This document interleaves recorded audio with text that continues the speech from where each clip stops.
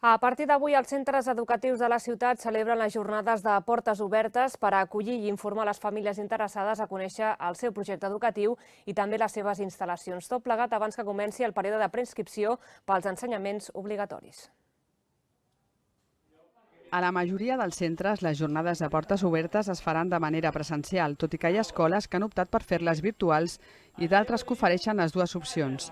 És el cas de l'escola Joaquim Ruyra, que dona a conèixer el seu projecte educatiu de les dues maneres. I en canvi aquest any les hem de fer una mica híbrides, no? Farem alguna sessió presencial fora de l'horari lectiu, farem dues sessions, una de 5 a 6 de la tarda i l'altra de 6 a 7. Farem també una virtual a través d'una plataforma del Meet, en la que les famílies es podran connectar i podrem explicar-los via Meet el projecte educatiu de centre i com es desenvolupen les activitats principals i els objectius principals de l'escola. El Departament d'Educació ha establert una sèrie de protocols que totes les escoles han de seguir. Les visites s'hauran de concertar prèviament i es faran en grups reduïts i preferiblement es duran a terme en espais oberts.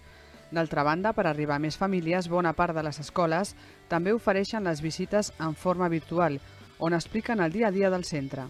I hem fet una espècie de videotour on les famílies virtualment poden fer veure que passegen per l'escola i poden una mica ficar el cap i la mirada com si estiguessin xafardejant les activitats del dia a dia dels nens a les nostres aules, perquè es faci una miqueta d'idea, per poder una mica compensar aquesta manca de presencialitat i d'entrada a les aules reals.